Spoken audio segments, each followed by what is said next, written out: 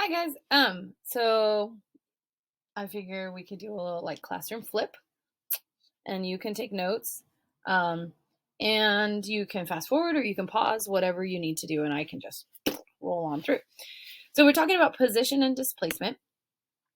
This has to do with measurement, really like in terms of length. And this is where we start off before we begin talking about how forces, friction, falling, all of that makes a difference in how objects move. So remember that physics is basically the why things move and how things move. And so we have to define how we're going to talk about these things. So position and displacement is one of those aspects. Let me see if I can make my screen bigger. Enter full screen. Maybe.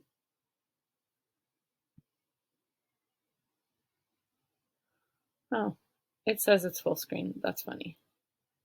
Okay, I think I figured it out.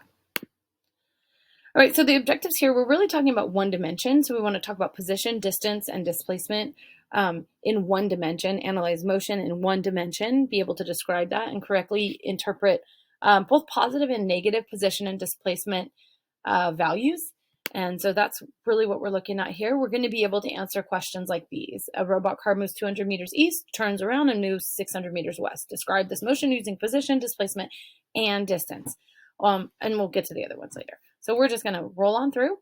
Some new terms that you're going to need to pay attention to, make sure that you get in your notes, are origin, and then position and displacement. This is the equation. We did a little bit of work with this today, but this is the equation that we're going to be using in this section. So x sub f, x sub f equals x sub I. The f stands for final and the I stands for initial, plus displacement. And displacement is the actual, like any displacement, so it's the total displacement that we're dealing with here. So motion has to be described in terms of a reference point. So before you can predict an object's motion, you need to be able to describe what's going on in that motion, and we need to be able to describe where it starts, basically. So how do you describe this object's position to begin with, and where did it go? If the object moves, what's the difference between distance and displacement? Like, what is that? We'll get to that. So the first thing we do is kind of like explore the ideas where there's an interactive, and we played with this today. So if you're in 3.1, you would click on the little interactive simulation and kind of play with these little guys that are running back and forth. So the initial position gets typed in. Remember that you have to hit like delete, or you can hit clear on the little clicker calculator there. You give your, initial position. I think it actually says x sub I, not x sub 0, but those will both work. On the one that you guys use, and then you hit run and the little guys like run back and forth and you end up solving the problem. Enter the displacements, 5 meters, 5 meters here. That would, like, if we're starting at 0 and there's a 5 meter displacement, the total distance moved is 5 meters and the final position should be in 5 meters, and those are all positive. So that's one problem. We add to that displacement. Let's say this little guy's going to run forward to the 5. You can see, let me see if I get my little focus. Oh yes, these little guys right here. The guy like runs over to the 5, and then the other displacement says -10, so he's going to go whoop, and he should end up right here, which would be -5. Check it out. Final position, -5. Total distance moved because it was 5, and then 10, and we talked about this earlier today too. That is in absolute value. So really, what's the difference between displacement and distance? Distance is always going to be positive, so we use the absolute value, and it doesn't tell you where you are because it has no directional information. It's just like, how far did you actually have to go? What was your distance? Did you end up back at the house? What was your displacement? Whereas displacement is a change in position that includes direction. So from the origin, where are you now? It's more useful for finding lost treasure and stuff like that. So again, this is the equation that we're going to be using. Final position equals the initial position plus any displacements. And so that's how I would say that. How is position described? Position is described typically with 2 coordinates. So in order to describe where something is, we do have to have an origin. We've got to know where something begins. Let's see if I could get this a little bit. Ooh, sorry, big yawn. So we have to know where it begins and decide on an origin. Sometimes origins are decided for us. We had this discussion in second period, really about the origin on the globe being where the prime meridian and the equator meet in terms of latitude and longitude. So it's a little bit different because it's not a coordinate plane. It's very, very similar. All positions can then be described by comparing them back to the origin. So it gives you like a starting space. GPS systems use 0 latitude and longitude as the origin. And so everything about where you are is triangulated according to that origin. And it's the same in, like on a ruler, we set the origin, like when we were measuring length, we were on the floor measuring length with the spring, and I was like, hey, you have to make sure that you're at 0. So you have to start at the origin in order to actually tell, what the length of something is. So where's the origin position and how far off of the origin in whatever unit I'm measuring is the desired object that I need to measure how far it has gone. So position will tell you where you are relative to an origin. Positive and negative values will tell you whether you are in front of or behind that origin, or to the left or to the right, or up and down, like however this wants to go. Like we say left and right, in front of or behind when we're just dealing in this one dimension.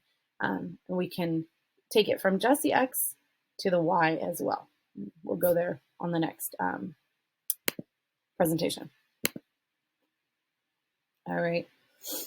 So the final position equals the initial position plus any displacements. And here's where that comes into, where it becomes really important. How is displacement described, right?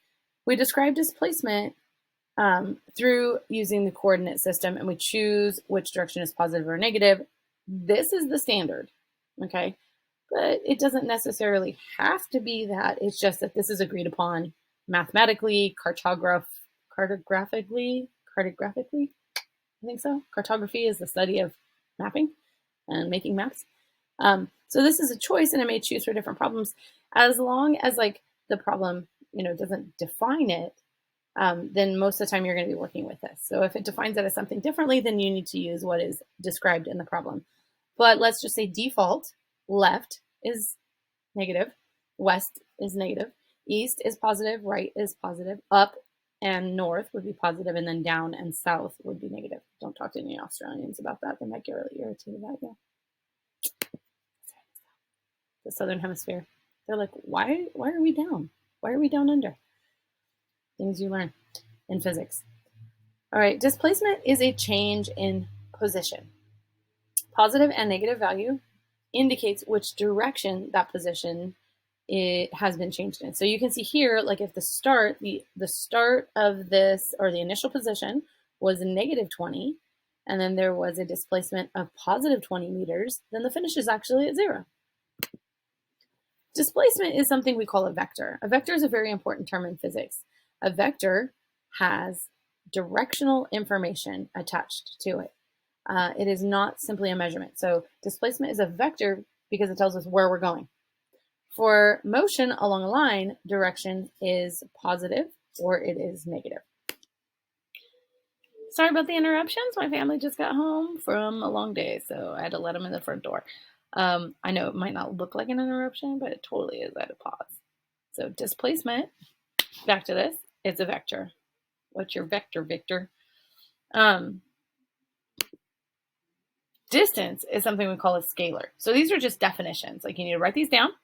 You need to highlight them in pink, and you need to learn the difference. A scalar is a quantity. It is just distance. It's just quantity, and I don't know which direction. It doesn't really matter which direction. It does not include directional information. So even if I can glean it from the problem, if I'm talking about the scalar value, I'm just talking about the distance. So here is an example of a problem. We did something very similar to this in class today. An ant starts at 2 meters. You can see that here, and it crawls forward 7.1 meters.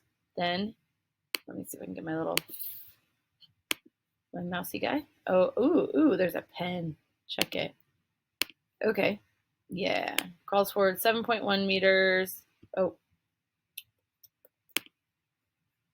Okay. So maybe there-ish. Then it turns back and it crawls 5.5 back. Ooh, 1, 2, 3, 4, 5, and a pat. Meow. It's easier to do the math. What is the ant's final position? Okay, so I'm going to draw this out. I would solve this. X sub f is equal to, remember, x initial plus, any displacements. And so if I'm going to plug into this, I start with my initial. So an ant starts at 2 meters. So I've got 2 meters. That's my initial. Plus, he crawls forward 7.1.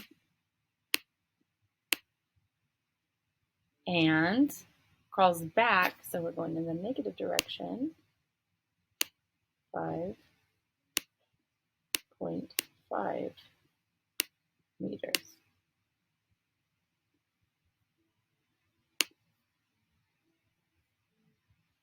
Well, I lost you. Okay. Somewhere in here I have a calculator, but we'll get to it. Hang on.